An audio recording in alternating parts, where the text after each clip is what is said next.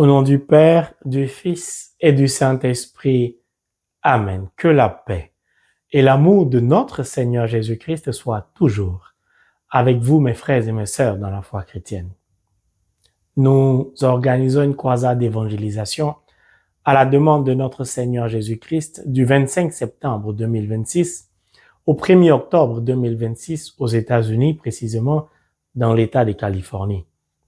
Si vous êtes intéressé, merci de regarder au bas de cette vidéo. Vous y trouverez un lien. Vous cliquez là-dessus. Vous suivez les instructions. Vous vous acquittez du montant de la participation. Et on se verra certainement très très bientôt en Californie. Merci pour vos inscriptions et que d'avance Dieu nous bénisse tous au nom de Jésus. Mes frères et mes sœurs, nous allons poursuivre le partage de la parole de Dieu en revisitant les 2 premiers versets du prophète Isaïe en son chapitre 59 pour en découvrir encore d'autres secrets.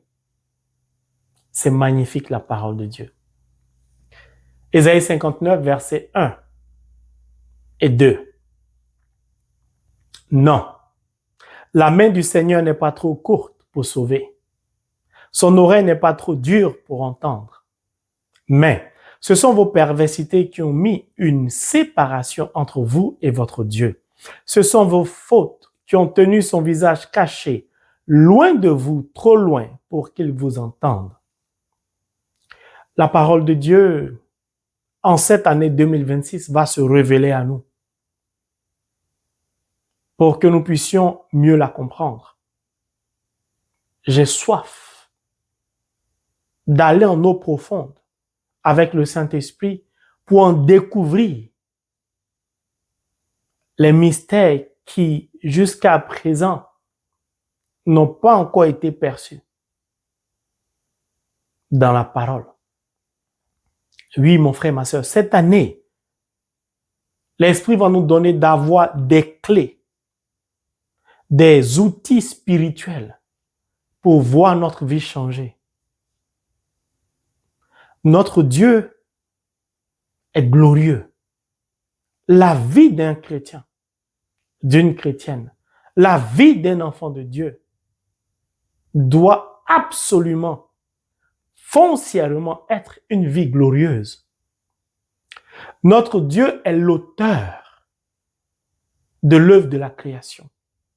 Abba, mon Père, ton Père, en tant qu'enfant de Dieu par le sacrement du baptême, est l'auteur de toutes les richesses. Ici-bas dans ce monde, comment ta vie peut ressembler à la misère? Ce n'est pas normal. Mais parfois, ce n'est pas de ta faute. C'est l'autre là, l'usurpateur, le scammer, qui profite de ton manque de connaissance de la parole de Dieu pour pourrir ta vie, pour s'aimer le désordre, pour t'empêcher de dormir la nuit. Parce que tu réfléchis seulement, tu penses. Comment je vais faire pour m'en sortir, etc. En cette année 2026, le Seigneur voudrait te donner les instruments dont tu as besoin pour t'en sortir. C'est pourquoi nous allons essayer, remplis de l'Esprit Saint, éclairés par le Saint-Esprit de Dieu, de partager la parole, de sorte à ce que les enseignements s'imbriquent les uns les autres.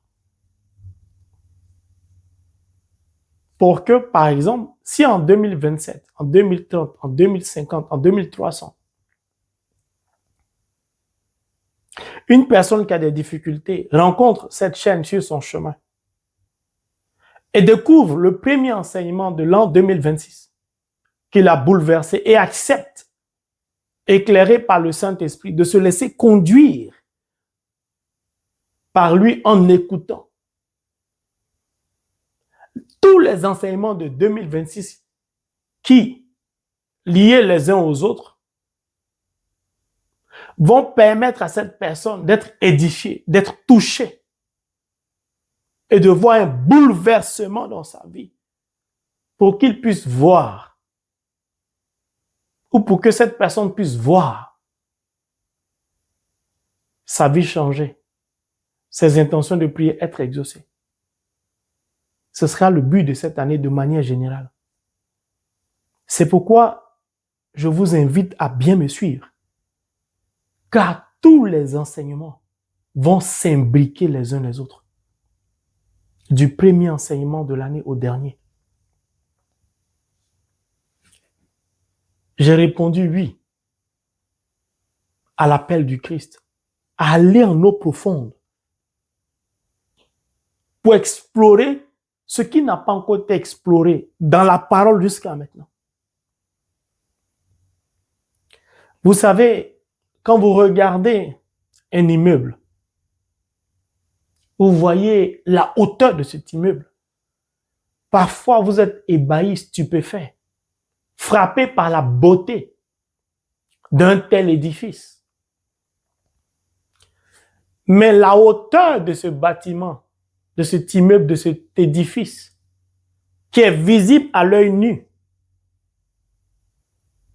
n'a de sens qu'en fonction de la profondeur de sa fondation, qui n'est pas visible à l'œil nu. Que ceux qui ont les oreilles comprennent ce que l'Esprit dit. Mon élévation spirituelle, la hauteur de mon élévation spirituelle dépendra de ma descente en eau profonde. Donc de la profondeur à laquelle je descends dans la parole.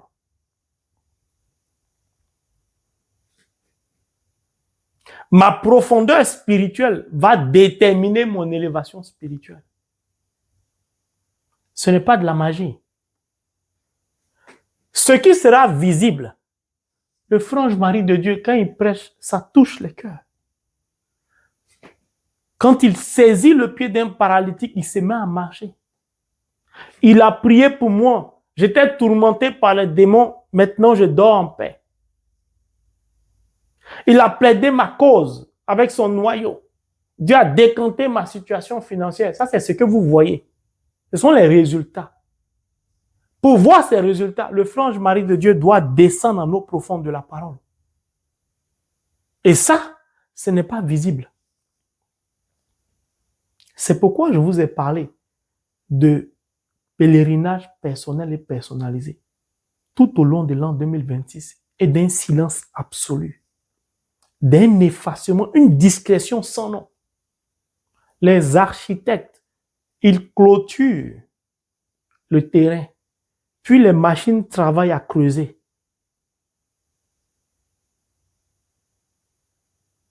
Ils travaillent loin du regard. Et en profondeur, ils posent les jalons, les bases de l'édifice. Sans étage, etc. et plus. Ce travail-là n'est pas visible à l'œil nu. C'est un langage spirituel. Puis quand ce travail, la fondation est posée, l'édifice sort des terres, commence à s'élever 100, 200 étages. Pendant que l'édifice s'élève, l'édifice subit les saisons du temps. L'édifice est confronté aux variations du temps. La neige, la chaleur, l'harmattan, le vent, etc.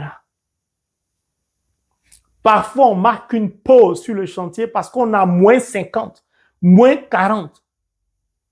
Parfois, il fait tellement chaud que les ouvriers boivent beaucoup plus d'eau que d'habitude. Parfois, le vent est tellement violent que les ouvriers sont dans l'obligation d'arrêter les travaux. Mais quand l'édifice est terminé, on oublie ce qui s'est passé. On contemple la beauté. Si c'est un hôtel, on profite des chambres, de la piscine, du jacuzzi, du sauna, etc. Vous pensez que tout cela vient d'où? Ça vient de la parole. Ceux qui ont l'esprit comprennent ce qu'on peut réaliser à partir de la parole.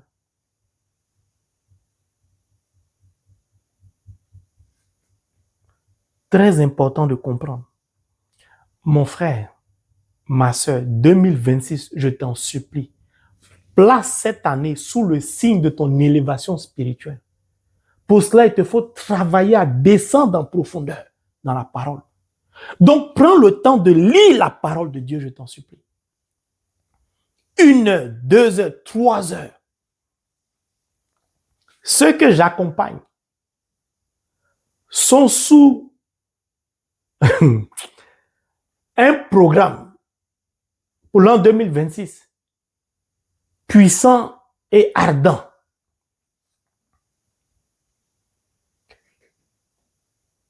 Recherchons notre élévation spirituelle avant de rechercher des biens matériels. Arrêtons de courir en cette année 2026 après l'argent. Je n'ai pas dit ce n'est pas important. C'est-à-dire, ne faisons pas de l'argent notre priorité en 2026. Faisons de notre élévation spirituelle notre priorité avant d'aller chercher l'argent. Arrêtez de courir à vouloir construire des immeubles partout pour défigurer la nature, pour avoir des problèmes, des locataires qui ne payent pas, l'ascenseur qui tombe en panne. Je n'ai pas dit de ne pas le faire, mais arrêtez de faire tout cela en priorité par rapport à la parole de Dieu, à votre élévation spirituelle. Car votre élévation spirituelle va vous donner de posséder ce que vous n'aurez jamais imaginé posséder.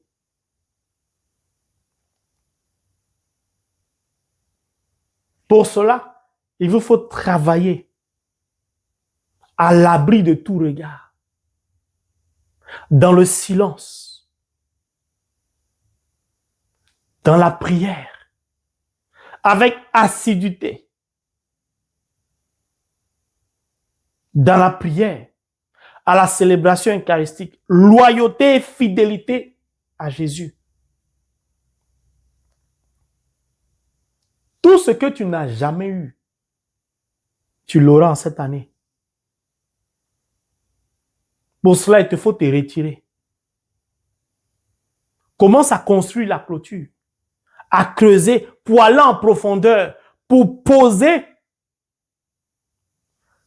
les fondements de ta vie spirituelle sur le roc, sur la parole. Puis prends le temps en silence de bâtir ta fondation à l'abri de tout regard. Fais sortir de terre ton édifice spirituel. Pour cela, il te faut faire attention. C'est-à-dire avec qui tu vas marcher, avec qui tu vas travailler. Qui sont ceux avec qui, la main dans la main, tu vas construire ta fondation spirituelle. Même un entrepreneur, un architecte, parfois il y a des ouvriers dont il est obligé de se séparer parce qu'ils ne travaillent pas bien. Parfois, il change de compagnie pour les vitres, l'électricité, etc. Parce que le coût est trop élevé, par exemple. Parce que le matériel n'est pas de qualité. On ne parvient pas à l'élévation spirituelle sans rien faire. Ce n'est pas facile. Ce n'est pas impossible. C'est pourquoi on a commencé par le premier enseignement, tout quitter. Vous prenez des Chinois dans un pays X qui doivent bâtir un édifice, ils travaillent nuit et jour. Parce que le propriétaire, au lieu de 3 ans, il veut voir ça en 1 année.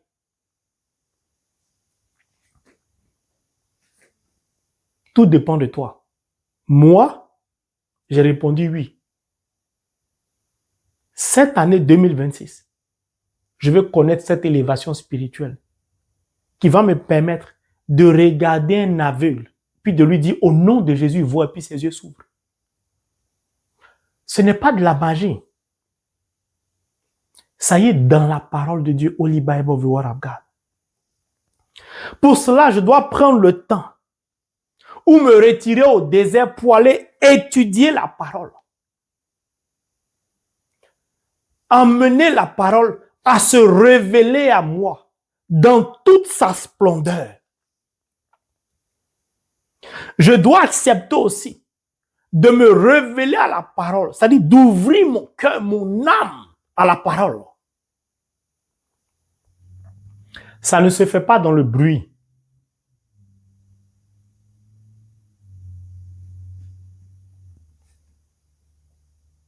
Mon frère, ma soeur, c'est ce que je souhaite pour toi. Alors commençons la marche pour notre élévation spirituelle. Commençons à descendre en eau profonde pour bâtir le fondement de notre élévation spirituelle. Le psalmiste a dit, Psaume 11, verset 3, que peut faire le juste quand ses fondements sont démolis? Beaucoup de chrétiens sont en guillemets justes, mais n'ont pas de fondement spirituel. Il finit la neuvaine en Marie qui défait les nœuds. C'est maintenant ces nœuds sont décuplés. Il ne comprend plus rien. Il finit un jeûne de 21 jours. Sa situation devient pire qu'avant. Pendant les 21 jours, il n'a reçu aucun message divin, aucune connexion divine. Comme si 21 jours, ce n'était rien dans le monde surnaturel. Demanda à Daniel. Beaucoup de chrétiens prient, jeûnent comme ça, ne comprennent rien, ne reçoivent rien, ne voient rien, rien ne se passe. Jésus a jeûné 40 jours. Avant de commencer son ministère, on a vu ce que ça donnait.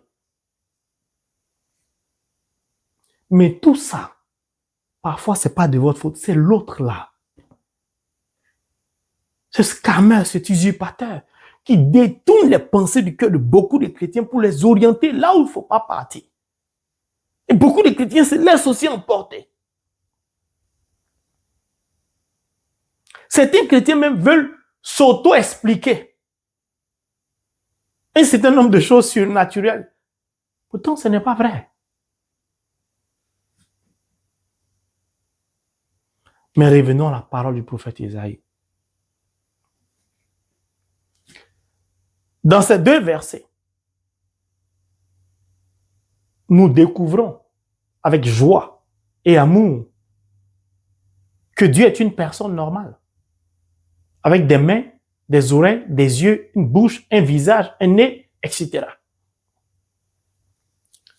Puis, ces deux versets nous donnent de comprendre que la main de Dieu, là, elle est pressée. Elle veut s'étendre pour nous bénir. Son oreille est disposée, disponible à l'écoute de nos supplications. Son visage est constamment sur nous. Son oreille nous écoute. Ce que ces deux versets nous disent. Mais qu'est-ce qui n'est pas visible au travers de ces deux versets? Qu'est-ce qui n'est pas écrit? C'est ce qu'on va découvrir maintenant.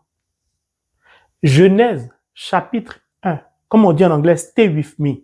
Suivez-moi bien, restez avec moi, je vous en supplie. Tous nos enseignements vont s'imbriquer. Si tu n'as pas bien compris, va regarder la vidéo précédente, je t'en supplie, etc. Genèse 1, verset 26. Dieu a dit, faisons l'homme à notre image et à notre ressemblance. D'un point de vue spirituel, l'homme est donc le reflet de Dieu. Dieu est une personne. Étant son reflet, j'ai des yeux, des oreilles, des mains, une bouche, un visage. Qu'est-ce que cela signifie? Que donc, de la même manière, la main de Dieu n'est pas trop courte pour s'étendre jusqu'à nous afin de nous sauver. De la même manière, son oreille n'est pas trop dure pour entendre nos prières, pour écouter nos supplications. De la même manière, son visage n'est pas loin de nous. C'est de cette même manière, moi, qui suis créature de Dieu, par le sacrement du baptême, devenu enfant de Dieu, donc la résultante de l'amour, le fruit de l'essence de l'amour, le reflet de l'amour de Dieu. J'ai vocation à faire comme mon Père, à agir comme le Christ. Ça veut dire quoi? Dieu me donne aussi, au travers de ces deux versets, de comprendre que je peux étendre mes mains aussi vers lui. Que mes mains ne sont pas courtes. Physiquement parlant, ça peut faire peut-être demi-mètre. Mais Dieu me dit au travers de ces deux versets que mes mains, là, ma main peut s'étendre, elle peut faire 10 mètres, elle peut faire 100 mètres, etc. D'un point de vue spirituel. Dieu me dit que mon oreille ou mes oreilles se doivent foncièrement, absolument, certainement d'être à la disposition du Créateur, de l'être suprême au monde, de lui Dieu. Donc, d'être à l'écoute de qui? De Dieu.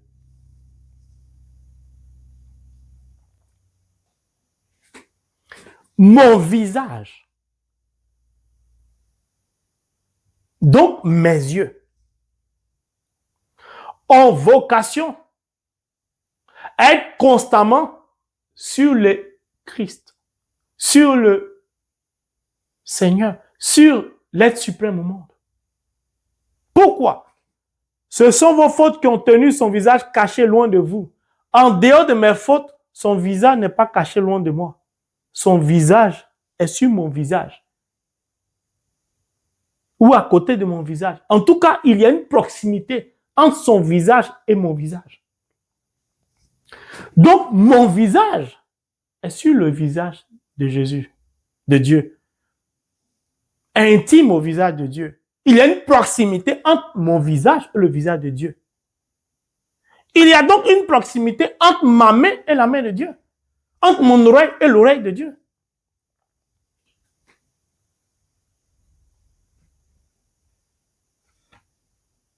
Nous sommes d'accord. Ce n'est pas moi qui dis, c'est la parole de Dieu.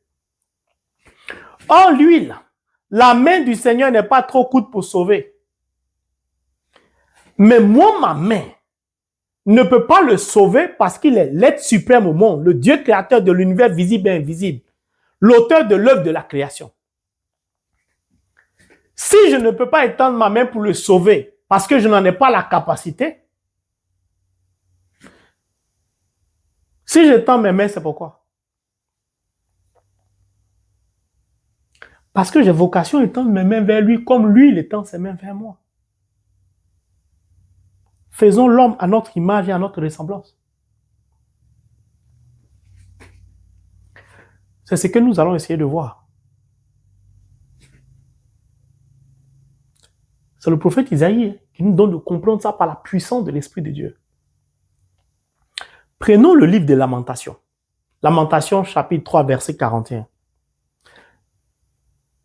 Élevons nos cœurs et nos mains vers Dieu qui est au ciel.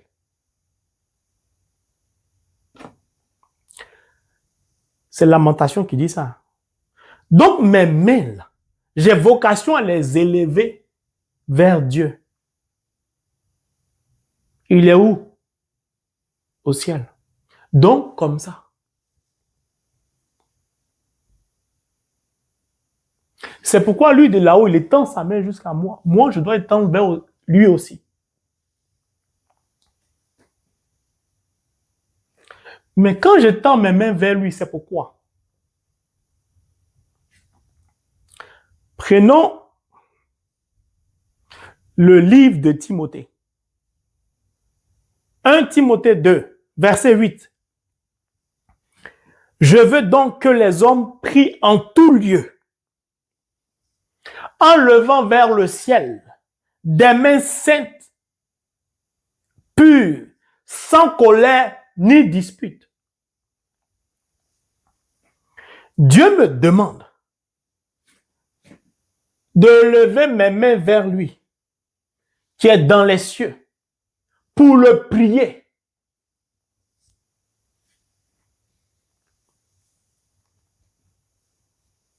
Moi, je ne peux pas sauver Dieu. Lui, il peut me sauver. Il peut me délivrer. Il peut me libérer, etc. Moi, je n'ai pas la capacité de le faire. Parce qu'il n'en a pas besoin d'ailleurs. Parce qu'il est l'être suprême au monde. Mais il attend de moi que je lève mes mains vers lui en le priant. Or, il dit, je veux donc que les hommes prient en tout lieu, levant vers le ciel des mains saintes. Dieu veut que je lève mes mains vers lui dans les cieux pour le prier. Mais les mains qu'il me demande de lever vers lui, là, ces mains-là se doivent d'être saintes.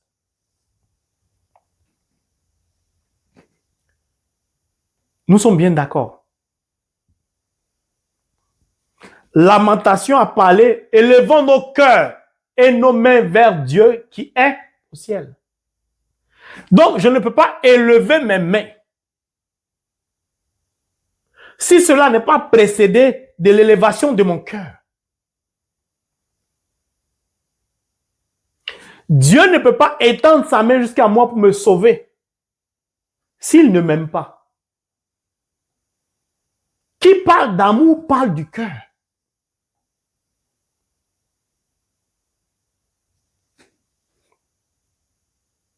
Ça devient intéressant. Franchement, ça devient très intéressant.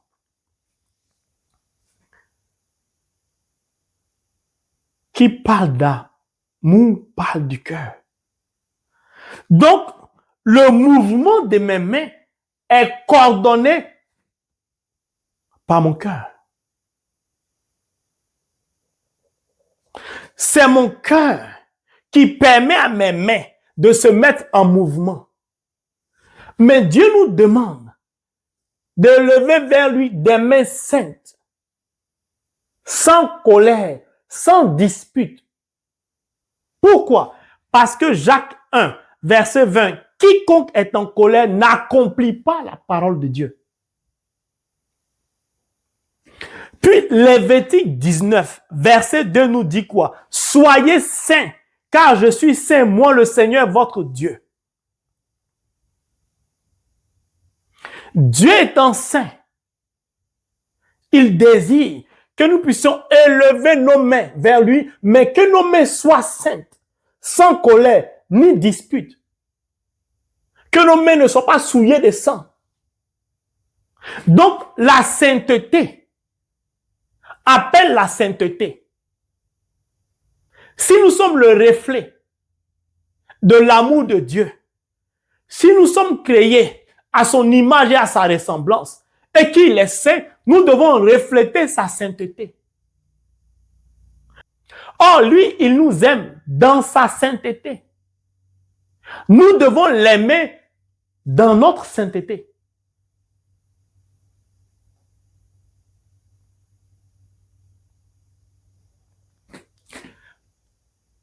Je ne peux pas saisir la main de Dieu.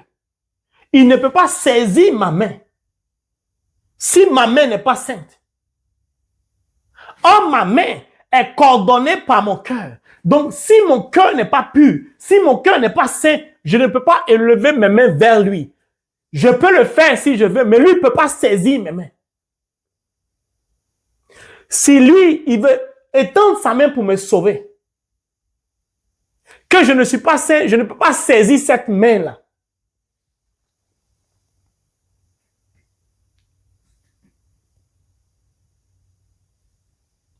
Donc, ma prière, pour qu'elle touche le cœur de Dieu, elle doit partir d'un cœur pur, saint. La sainteté, la pureté de mon cœur, le niveau de consécration de ma vie va déterminer les mouvements de mes mains. Si mon cœur est pur, mes mains seront pures à l'égard de Dieu. Dieu pourra donc saisir mes mains. Je pourrai saisir ses mains. Il pourra me sauver. Je ne pourrai pas le sauver, mais je pourrai faire quoi? Je pourrai le louer, l'adorer, le magnifier. Car ce qu'il attend de moi, c'est que je lui exprime mon amour au travers de ma prière. Lui exprimer mon amour, c'est le louer, c'est de reconnaître sa grandeur. C'est de l'adorer, d'entrer dans ce cœur à cœur avec lui.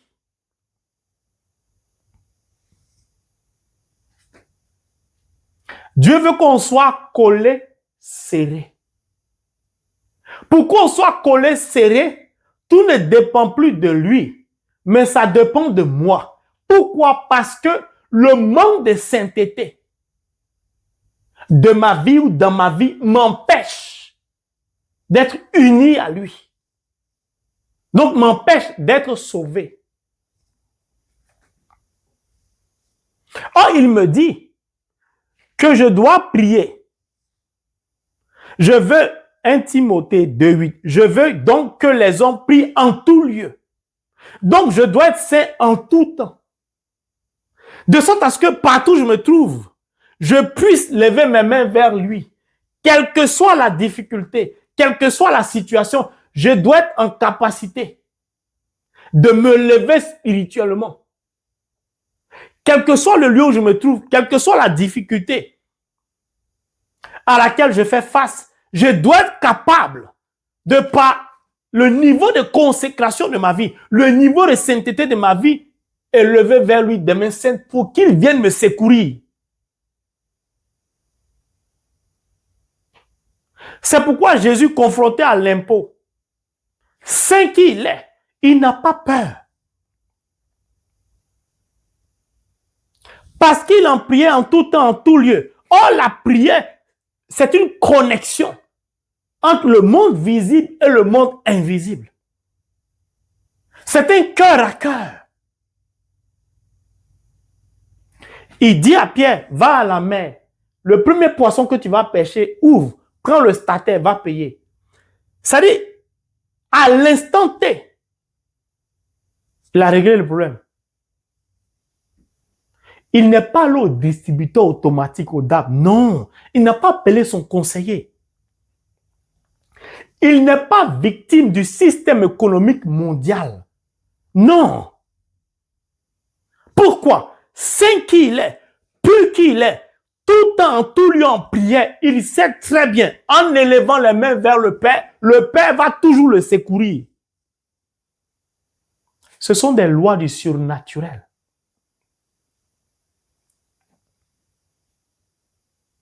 Tout part du cœur. C'est ce que Lamentation nous a dit, 3,41. Élevons nos cœurs et nos mains vers Dieu qui est au ciel. Notre cœur doit être tourné vers Dieu en tout temps et en tout lieu. Or, Siracide 37 nous dit quoi? La racine de nos pensées, c'est notre cœur. Si tes pensées sont donc plongées dans l'obscurité, tu es toujours en train de méditer sur ta souffrance. Ton regard est toujours fixé sur tes problèmes, tes difficultés. Tu n'iras nulle part dans ta vie spirituelle. Tu ne vas rien réaliser, tu ne vas rien construire. Pourquoi? Parce que tu n'as plus la paix de l'âme. Tes pensées sont souillées parce que plongées dans l'obscurité. Je suis fatigué, moi ma vie ne va jamais changer. Je souffre. Moi-même,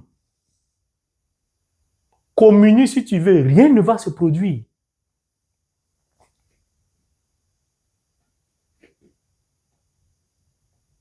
Le cœur et les mains vont de pair.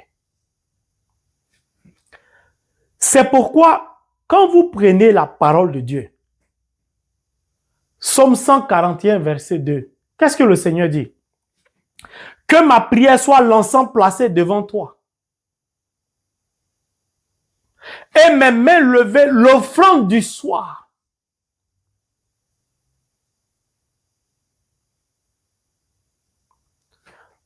Mon frère, ma soeur, je veux que tu comprennes.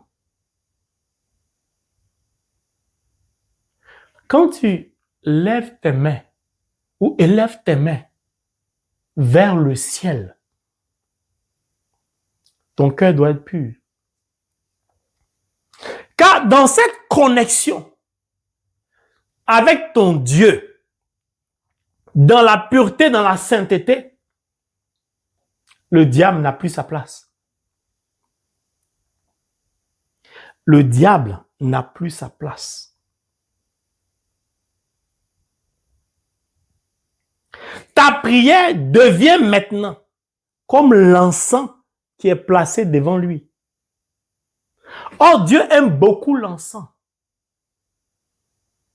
Il sent l'odeur agréable de l'encens.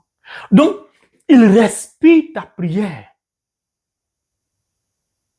Si dans ta prière ou dans tes prières, il y a supplication, Dieu respire tes supplications. S'il n'agit pas, tes supplications vont l'étouffer. Pourquoi? Parce qu'elles émanent d'un cœur qui est en train de saigner, qui est en train de souffrir.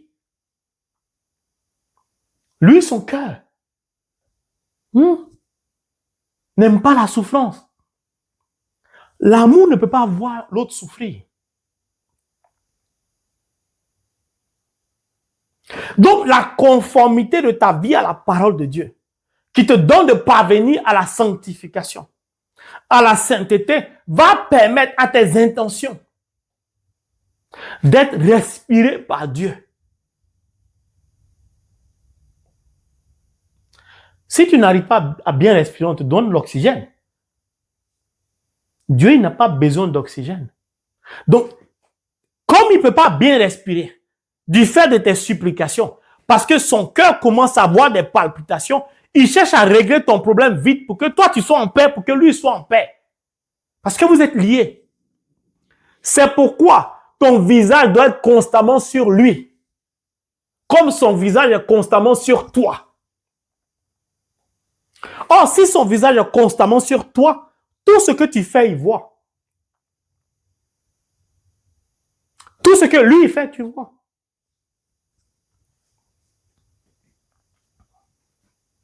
Je recommence.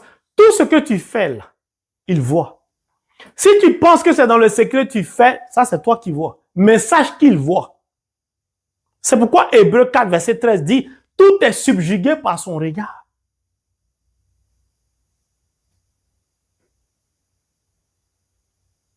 Priez en tout temps, en tout lieu. Que ma prière soit l'encens placé devant toi et mes mains levées l'offrande du soir. L'offrande dont il parle, quand tu lèves tes mains ou quand tu lèves tes mains, c'est la louange. C'est l'adoration. Mon frère, ma soeur, ça dit, bon, avançons, prenons par exemple Exode, chapitre 17, le verset 11.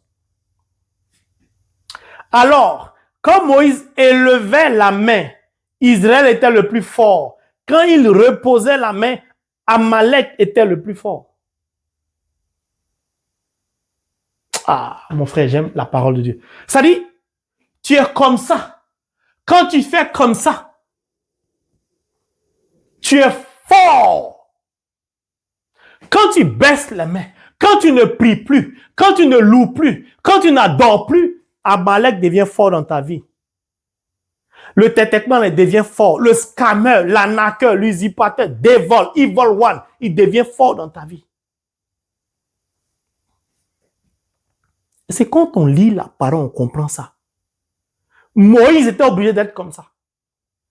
Quand il baissait les mains, son peuple, le peuple de Dieu, était vaincu. Donc, qui combattait? C'est l'armée d'Israël? C'est Josué et l'armée? Ou c'est Dieu? Eux, ils combattent. Mais le vrai combat a lieu dans les mains de Moïse.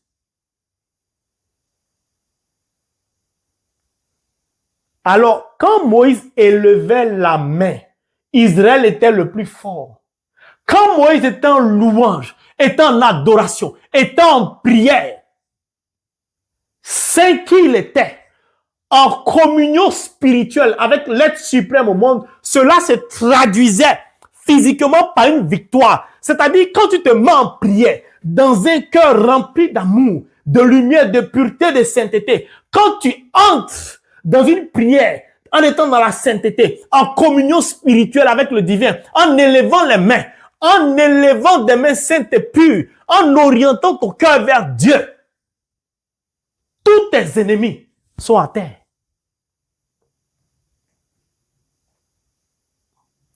C'est la parole de Dieu. Quand tu faiblis dans la prière, quand tu baisses tes mains, quand il n'y a plus de louange dans ta vie, il n'y a plus d'adoration dans ta vie, il n'y a pas lecture de la parole de Dieu, même si tu es baptisé, tu perdras tout combat avec l'ennemi. Les gens pensent que parce qu'on est baptisé, Dieu doit agir à n'importe quel moment. Ne vous trompez pas. C'est pourquoi beaucoup de chrétiens souffrent. La vie spirituelle, ça répond à un certain nombre de codes. Lui, il dit sa main n'est pas trop courte pour le temps pour te sauver. Et toi, tu veux faire quoi de ta main? Tu veux faire quoi de ta main? La vie spirituelle, ce n'est pas un jeu. Psaume 121, verset 1. Je lève les yeux vers la montagne, d'où me viendra le secours. Pourquoi il dit je lève les yeux? Les yeux sont où? Sur la face, donc le visage. Je lève les yeux vers qui? Vers lui. Pourquoi? Parce que mon visage a vocation à être constamment collé au visage du Christ. Si ton visage est collé au visage du Christ, tu es en prière en tout temps, en tout lieu. Tu lèves des mains saintes vers Dieu. La conformité de ta vie à la parole de Dieu ne souffre d'aucune obscurité. Comment tu peux me dire que la nuit, il y a une femme de nuit, il y a un mari de nuit, les démons viennent danser dans ta chambre, on vient te frapper, au travail, on veut casser ton pied, on veut détruire ton mariage, le diable sème. Tu as vu ça où? Attends, ce n'est pas la même parole que nous lisons? Non. Est-ce que c'est la même parole que nous lisons? Mon frère, ma soeur, quelles que soient tes difficultés, je voudrais te dire aujourd'hui, il y a plusieurs clés pour t'en sortir, mais il y a parmi ces clés une clé qui peut être passe-partout pour toi.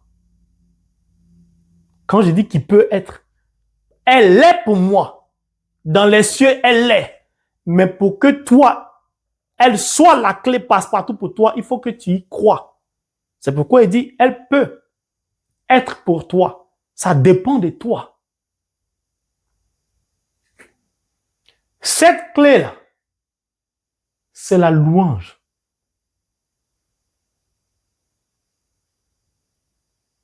C'est la louange.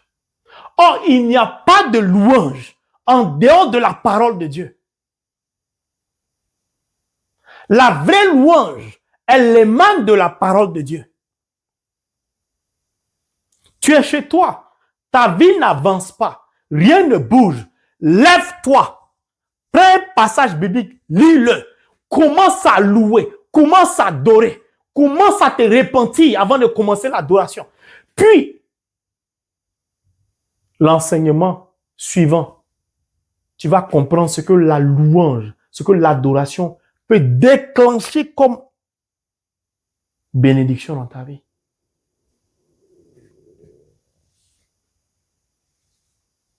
Ce n'est pas moi qui l'ai dit. C'est Dieu qui nous parle par la bouche du prophète Isaïe. Il dit non, la main du Seigneur n'est pas trop courte pour sauver. Dieu dit non, arrête de douter. Mais Dieu aussi te dit, tu peux dire non. Cette année est mon année. Tu peux dire non, la gloire de Dieu est pour moi aussi. Non, je vais me marier. Non, je refuse le célibat. Tu peux dire ça. Il dit non, la main du Seigneur n'est pas trop courte. Non, mon célibat est terminé. Ça ne peut plus durer. Je vais tendre mes mains vers Dieu. Ça dépend de toi. Attends, tu pries, tu jeûnes, rien n'avance dans ta vie. Et puis tu continues à faire les mêmes prières. Marque une pause. Qu'est-ce qui n'a pas marché dans ta vie? Marque une pause. Et demande à la parole de se révéler à toi. Va en eau profonde avec la parole pour comprendre ce que la parole veut te révéler. On n'est pas ici pour plaisanter. On est ici pour détruire les œuvres de l'autre. Pour que la gloire de Dieu soit manifestée dans notre vie. Car Dieu nous a créés. Il a fait de nous des enfants de Dieu pour qu'au travers de notre vie, il soit glorifié. Est-ce qu'il t'a dit que pour que lui soit glorifié au travers de ta vie, il faut que tu aies un sac Louis Vuitton? C'est ce qu'il t'a dit. Il t'a dit qu'il faut que tous tes habits soient Gucci. Il t'a dit ça quand? Il t'a dit ça quand? Toi, tu prends le nom de famille de quelqu'un pour t'habiller en haut et en bas. Jésus dit, prends la parole de Dieu pour habiller ton intérieur aussi, en haut jusqu'en bas. Tu dis non. Toi, tu préfères habiller l'extérieur, mais l'intérieur ne t'intéresse pas. Maintenant, quand l'extérieur, tu commences à avoir des problèmes, tu veux que l'intérieur intervienne. Tu as vu ça où? Non. Je refuse de voir ma vie être misérable. Pour cela, je dois étendre ma main. Parce que Dieu dit non. Ma main n'est pas trop courte. Pourquoi tu penses que ma main est courte? Moi aussi, je dis, mais non, Seigneur. Comment tu peux penser que je ne veux pas te prier, je ne veux pas t'adorer, je ne veux pas te louer, je ne veux pas lire la parole de Dieu? C'est non contre non. Pourquoi? Je suis son reflet. Il dit non, je dois dire non. Lui dit non parce qu'il veut me bénir. Mais moi, est-ce que je dis non pour renoncer à ce qui m'empêche de le louer? Et toi, Dieu t'a choisi comme chantre. Que tu sois homme ou femme. Et puis ta vie est misérable, tu es assis ou tu es assise. Tu as déjà vu quelqu'un que Dieu a choisi pour le louer, pour chanter pour lui, dont la vie est misérable. Quand on est misérable spirituellement, le diable peut nous piler. Mais quand on est misérable, d'un point de vue du monde, c'est nous qui pilons le diable. Je recommence. Ma misérabilité spirituelle m'empêche de piler l'autre, là, le scammer.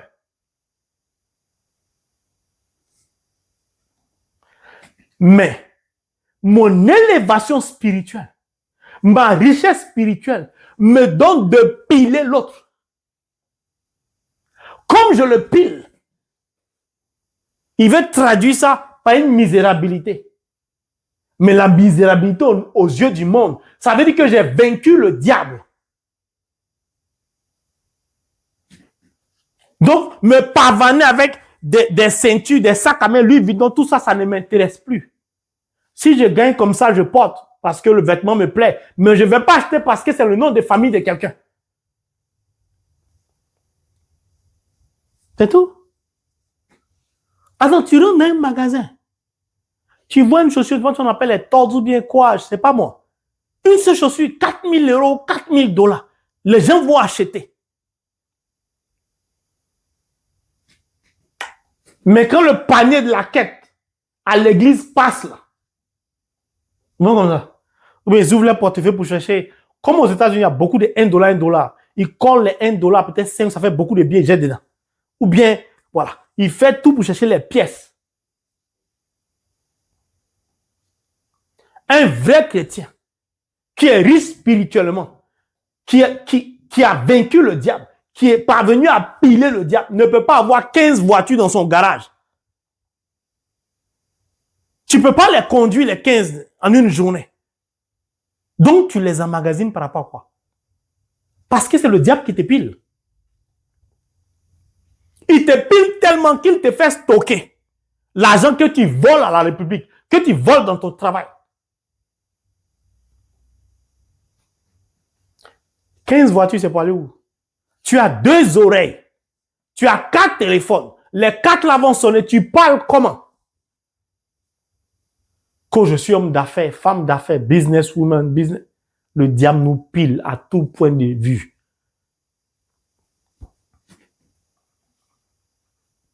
Quand tu as porté tout Prada, on dit il y a quelqu'un qui est malade. Il faut aller prier pour lui. On va voir si ton Prada, nom de famille de quelqu'un, Louis Vuitton, je ne sais pas, Gucci, je ne sais pas quelle marque, ça peut le sauver. Qu'au Christian Dior.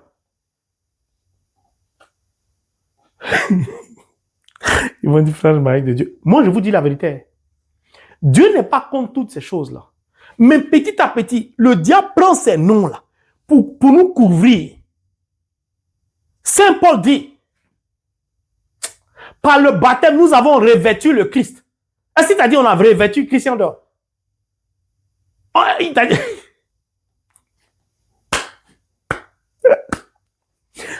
Dieu n'est pas contre. Mais il faut revêtir le Christ. C'est-à-dire qu'il faut revêtir la parole. Même si tu as porté, comment on appelle, Christian Dior, ça te dit rien. Si c'est déchiré, tu t'en fous. Mais les gens marchent, tu les vois dans la capitale. Quand il y a une poussière, ils essuient les chaussures. Les chaussures ont plus d'importance. La main, là, tu prends pour essuyer ta chaussure pour enlever la poussière est sur ta main. Tu préfères que ta chaussure soit propre par rapport à tes mains, ta peau. Ouais.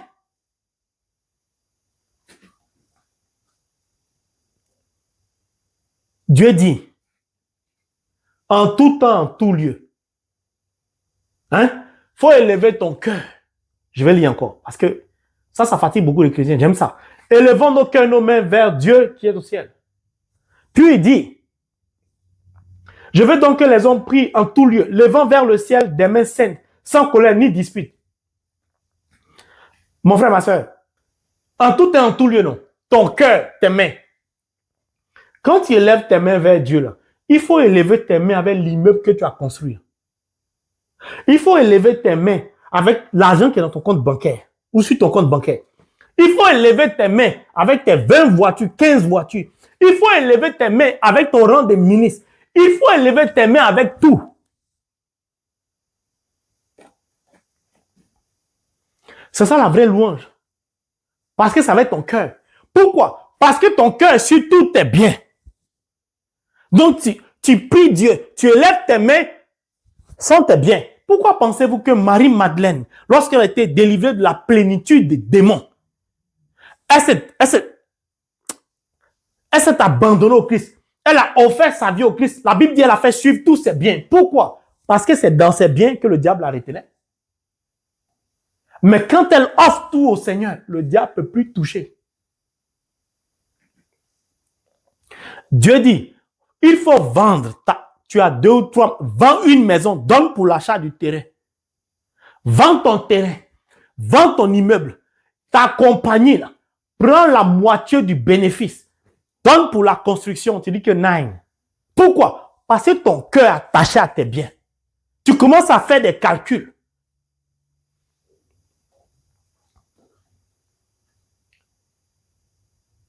Tu vas élever ton cœur comment? Matthieu 6, 21. Là où se trouve ton trésor, là se trouve ton cœur. Ton trésor, c'est qui? Ou c'est quoi? Moi, mon trésor, c'est le Christ. Mon cœur se trouve sur lui. Qui est le Christ? Le Verbe qui s'est fait chair, la parole. C'est pourquoi j'aime la parole de Dieu. J'aime ça, la parole de Dieu. Même si parfois on me prend pour un fou. Qui peut avoir un meilleur ami si c'est la parole de Dieu? La parole de Dieu ne va jamais te trahir. Elle va te dire des choses qui font mal. Mais c'est pour ton salut. Le prophète Isaïe est mort pour que tu comprennes ça. Dieu m'a créé à son image et à sa ressemblance. S'il me dit que sa main n'est pas courte, c'est que ma main n'est pas courte. S'il me dit que son oreille n'est pas dure, ça veut dire que mon oreille ne doit pas être dure. Mais mon oreille ne doit pas être dure, c'est pourquoi? C'est pour qu'au travers de ma prière, ou quand je m'indique la parole de Dieu, Dieu me donne ses instructions. Il me communique les pensées de son cœur. Pour qu'en les écoutant, après les avoir entendus, je puisse les mettre en pratique. suivre ses instructions à la lettre pour que je demeure dans l'abondance divine. Mon oreille, c'est pas pour écouter les bruits des pièces. Mes yeux, là, c'est pas pour regarder la richesse des autres pour dire, eux, ils sont bien hauts. Ma bouche, là, ce n'est pas pour critiquer, juger les gens, mépriser les gens. C'est pour le prier, c'est pour l'adorer, c'est pour le louer, c'est pour le glorifier. Arrête de regarder la vie de l'autre. Il est marié, tu n'es pas marié, quel est ton problème? Elle a eu un enfant, tu n'as pas eu un enfant, quel est ton problème? C'est en fixant ton regard sur le mariage de l'autre que tu vas te marier. C'est en fixant ton regard sur le bébé de l'autre que tu vas avoir un enfant. Non. Il te donne de voir avec tes yeux le mariage de l'autre. De constater avec tes yeux l'enfantement de l'autre pour te montrer qu'il est glorieux. Que ce que tu vois autour de toi, lui, il peut faire ça pour toi.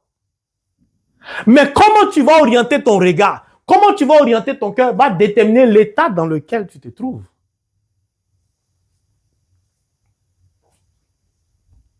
Il dit que son oreille n'est pas trop dure pour entendre. Donc, mon oreille doit être à l'écoute de mes frères et sœurs qui sont en difficulté. Mon oreille doit être à l'écoute de toutes ces veuves, ces orphelins. Ma bouche, à partir de mon cœur, doit témoigner de la compassion de Dieu à l'égard des personnes malades et prier pour ces personnes. Mon visage, là, doit être constamment collé au visage de Dieu. Comment? Vali Tobi, ne détourne jamais ta face d'un pauvre et la face de Dieu ne se détournera jamais de toi. Alléluia. Et tu regardes le pauvre, toi tu quittes là. Ta face n'est pas sur la face du Seigneur. Pose ton visage sur le pauvre, ton voisin qui n'a pas à manger, ton neveu qui n'est pas scolarisé. C'est quoi-le? Tout ce que tu as, c'est Dieu qui te l'a donné gratuitement. Pourquoi? Pour te débarrasser de quelque chose qui t'empêche de suivre le Christ, tu hésites. Pourquoi? Pour vendre une maison, pour donner à Dieu, ça te fait mal. Ça te fait mal, pourquoi? Quand tu vas t'asseoir à l'église, sur les bancs de l'église, vous avez déjà vu, ils ont construit une église en prenant crédit. Est-ce que vous comprenez toutes ces lois du surnaturel, mon frère, ma soeur? Je suis là pour te dire la vérité, pour que quelque chose bouge en toi. On ne construit jamais une maison de Dieu. On ne construit jamais une église en prenant un prêt bancaire. Parce que c'est là-bas que les chaînes de l'autre là se trouvent. C'est pourquoi l'église, on appelle au don ou à la cotisation. Mais tu as 3 maisons. Dieu dit, vends une maison pour qu'on puisse construire l'église ou arranger la toiture pour que les prêtres qui viennent célébrer la messe là, ils aient leur presbytère soit bien. Toi, tu refuses. Parce que cette maison, tu as pris 30 ans de crédit pour l'acheter. Maintenant où le crédit est fini, où la maison t'appartient, Dieu dit que vends 39. Quand tu pries, c'est avec quel cœur tu pries? Un cœur saint? Non. Non. Je dis non. Les gens se lèvent. Que Dieu te bénisse, maman sagesse de Dieu. Se lève, il donne. Depuis que le Seigneur a conduit cette maman-là sur la chaîne, elle a rencontré dans une autre dimension le Christ. Elle donne à Dieu. Elle donne à Dieu. Mais Dieu lui donne. Dieu lui donne. Il lui redonne. Il lui redonne. Elle pouvait s'arrêter, mais elle continue de donner. Pourtant, elle est veuve. Pourtant, elle a la retraite. Et demain, ils vont lui demander, maman, sagesse de Dieu, donne-moi ton secret. T'es qui tu ouvres ta bouche, Dieu fait. Tu n'as rien dit, Dieu fait. Mais son secret, là, c'est biblique. Ça a ta portée. Donne à Dieu. Donner, ce n'est pas seulement l'argent. Le prophète Isaïe a donné sa vie. Moi, il ne m'a pas donné l'argent. Et pourtant, ce qu'il a écrit, de ce qu'il a reçu, c'est ce qui me sauve aujourd'hui. 2 heures d'adoration au Saint-Sacrement, tu t'ennuies, tu ne choisis pas d'heure. Si on passe à 3 heures, tu vas te plaindre. Si on dit 4 heures, on n'en parle pas. Mais tu pars là à l'ambassade pour aller faire le rang là-bas. Pendant 2-3 heures, sous la pluie, sous l'eau. Tu peux aller à un entretien d'embauche. Tu peux attendre 2-3 heures, ça ne te dérange pas. Tu peux regarder telenovelas. Tu peux regarder un film, une série. Ça ne te dérange pas. Tu peux dormir de 20h ou de 21h jusqu'à 8h du matin. Ça ne te dérange pas. Mais quand il s'agit de donner 2 heures, 3 heures de ton temps à Dieu, tu dis que tu t'ennuies, tu es assis au Saint-Sacrement, au tabernacle, tu ne sais pas quoi tu fais. En fait, tes pensées, en fait, tu laisses l'autre là te distraire.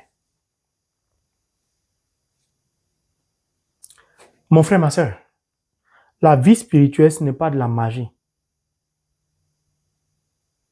Je recommence, ce n'est pas de la magie. Aucune difficulté financière ne peut frapper un enfant de Dieu qui en tout temps, en tout lieu, élève son cœur et ses mains vers le ciel, vers Dieu, avec des mains saintes et un cœur pur. Aucune difficulté financière. Quand le diable veut enchaîner les finances de bon nombre de chrétiens, il fait quoi? Il ne vient pas avec des chaînes pour venir vous prendre dans la nuit, vous ligoter. Non. Il commence à introduire son venin d'abord, qui va se transformer en chaîne, en ménotte. Il ne faut pas donner. Ne donne pas à Dieu, ça ne sert à rien. Depuis que tu as donné, tu gagnes quoi? L'église, tu ne vois pas que le prêtre a tous les jours dit il y a des enveloppes. C'est fatigant. Depuis que tu donnes, on ne fait même pas le point. L'église même, ça fait 10 ans qu'on cotise, la cathédrale n'est pas rebâtie, n'est pas reconstruite. Je ne donne plus. Est-ce que tu donnes à un humain ou tu donnes à Dieu? Le prêtre, là, la paroisse, ils te doivent des comptes, ils doivent des comptes à Dieu. Est-ce que c'est leur maison? Mais le diable introduit ses venins. Mais quand ça ne va pas, là, tu viens dans la même paroisse, là, à genoux devant le Saint-Sacrement, que seul le prêtre peut poser. Tu viens te mettre devant. Pour que le Saint-Sacrement soit exposé, là, un prêtre a laissé ce qu'il faisait pour venir déposer pour toi. Et Dieu dit, toi, il faut donner à manger au prêtre. Le diable nous distrait avec tant de choses. Tu as hérité de quelqu'un. Ton papa est mort, ta maman est morte. Tu as hérité d'un bien. Ils ont travaillé pour avoir. Et toi, tu fais de l'héritage, de la maison, du bien que tu as eu là. Comme si tu as trop travaillé dans ta vie pour avoir ça. Au point même, à cause de l'héritage, tu ne parles plus à tes frères et soeurs. Vous êtes en train de déchirer. Et puis tu es à l'église. Tu es en prière. Tu joues à quoi?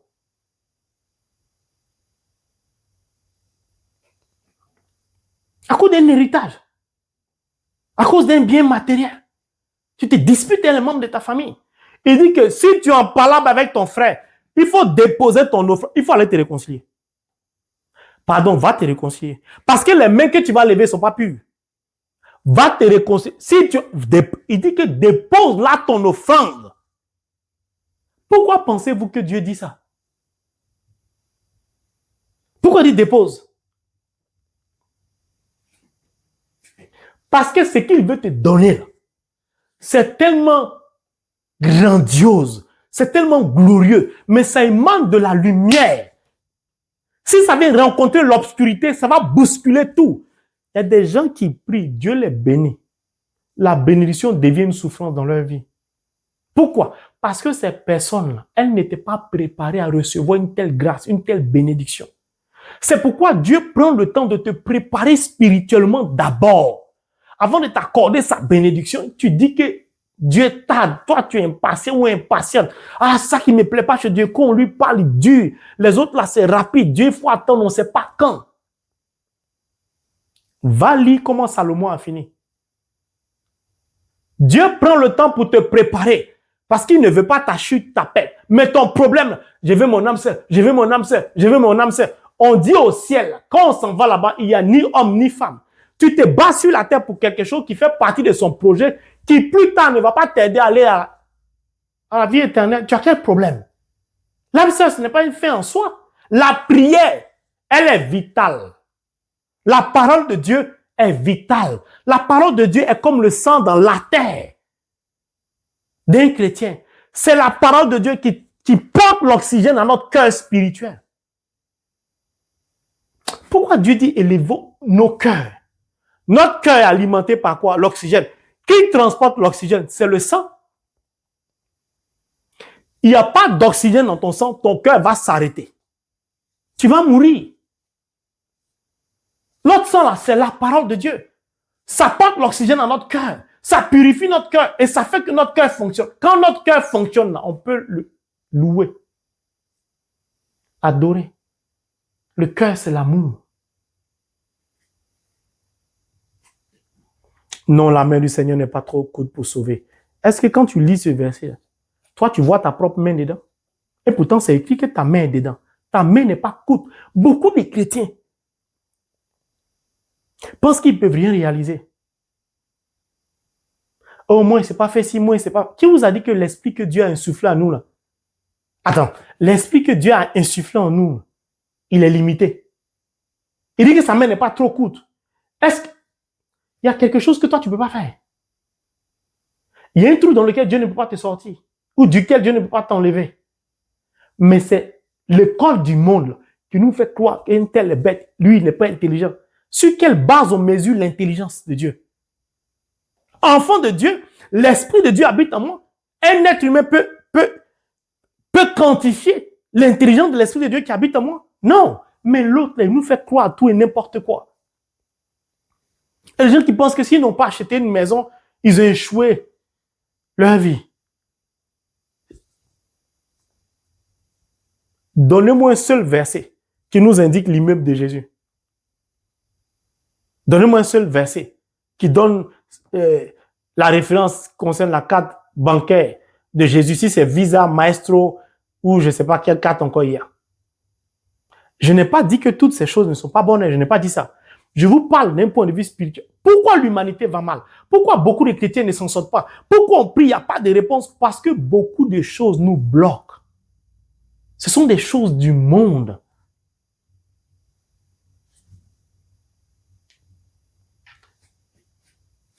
Dieu nous aime. Il dit son oreille n'est pas trop dure. Mais aujourd'hui, il y a quoi? Des enfants sourds, des enfants autistes. D'autres, on met appareil dans les oreilles, tout ça. Où nous sommes pour aller prier pour ces enfants-là? Un appareil peut faire fonctionner l'oreille d'un enfant. Ça veut dire que son oreille n'est pas défaillante. Mais il y a quelques peut-être blocages qui font que bon objet met un appareil. Mais si tu as soufflé ou insufflé dans l'oreille de l'enfant, si ton cœur est tourné vers Dieu, tes mains sont saintes, tu es en communion spirituelle avec Dieu, quand tu insuffles, quand tu souffles dans l'oreille, tout se remet à marcher, tu enlèves l'appareil, l'enfant entend. Mais on est là, on regarde. L'organe que Dieu a créé est défaillant. Et puis, c'est un appareil métallique qui peut faire fonctionner. Donc, c'est qu'il n'y a pas de défaillance. Parce que l'appareil, ce sont les humains qui ont fabriqué, non? Et puis, ça sait entendre. Ce que Dieu a fabriqué, là, ce qu'un humain fabrique est supérieur à ce que Dieu... Le diable nous blague, quoi. Non, ça me fait mal. Que Dieu nous donne l'autorité qu'il a donnée aux disciples. Qui lui a permis lui-même, Dieu, de dire, je voyais Satan tomber comme l'éclair. Mais Dieu cherche des gens qui vont venir se présenter à lui comme le prophète Isaïe pour dire, me voici Seigneur. Et puis il va dépêcher 2 anges qui vont venir avec des braises pour purifier vos lèvres.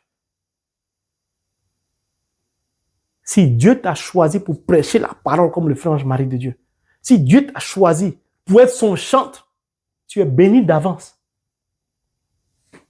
Mais tout va dépendre du niveau de consécration de ta vie. Ça veut dire quoi?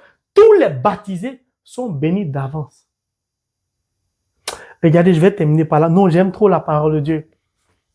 Jésus, là, il est sorti du Jourdain après son baptême. Les cieux se sont ouverts. Non? Dieu a dit quoi? Celui-ci est mon fils bien-aimé,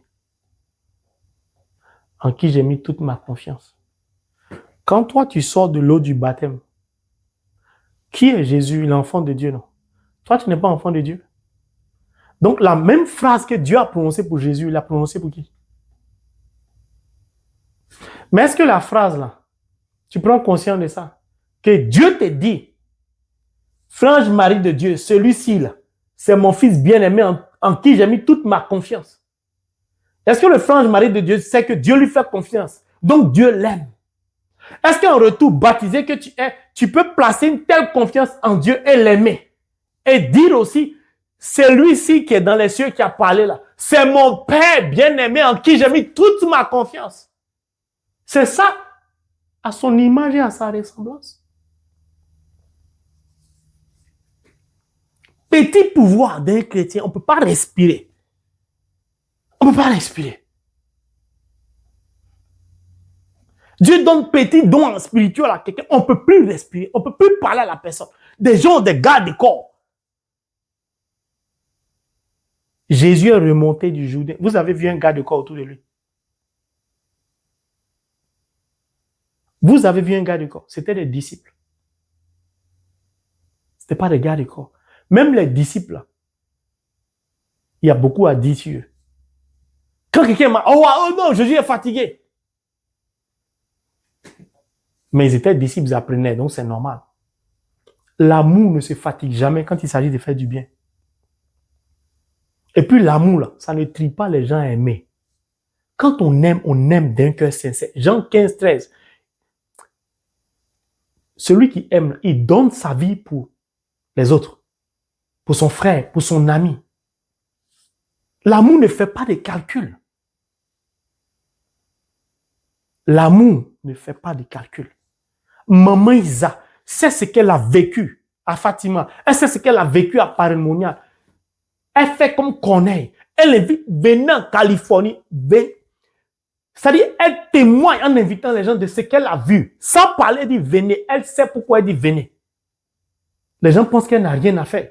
Mais elle est comme Corneille. Ce qu'elle a reçu, elle veut qu'une multitude de personnes en profitent. Mais pour que les gens voient la gloire de Dieu se manifeste, il faut que d'autres descendent en eau profonde. Mon frère, ma soeur, cette année est ton année. Ne regarde plus tes mains de la même manière. Sanctifie-les et mets-les à la disposition de celui qui t'a créé. Sois en priant en tout et en tout lieu. Peu importe ce que les gens vont dire. Tu es devenu pasteur, tu es devenu prêtre, maman pasteur, berger et diacre. Il ne faut pas les écouter. Ils n'ont qu'à te rappeler que depuis que tu pries, tu n'as toujours pas d'enfant, il ne faut pas les écouter. Ton Dieu existe et puis tu as beaucoup de difficultés, il ne faut pas les écouter. Tout ça là, c'est l'autre qui fait ça pour t'embrouiller. Le diable s'agite, il agite tes nuits parce qu'il sait que si tu es calme, tu as la paix intérieure, la paix de l'âme la nuit, Dieu va déverser beaucoup de paroles en toi, beaucoup de grâce. Donc il fait tout pour perturber tes nuits. Mais le prochain enseignement, tu vas découvrir que les mains qu'on élève pour louer, pour adorer, il y a quelque chose de glorieux dedans. Et à partir de là, je pense que chaque jour, si tu as la capacité, tu vas commencer à élever tes mains pour l'adorer, pour le louer. Que ta prière soit l'ensemble placé devant lui et tes mains levées le front du soir. Somme 141, verset 2. Au nom de Jésus. Amen.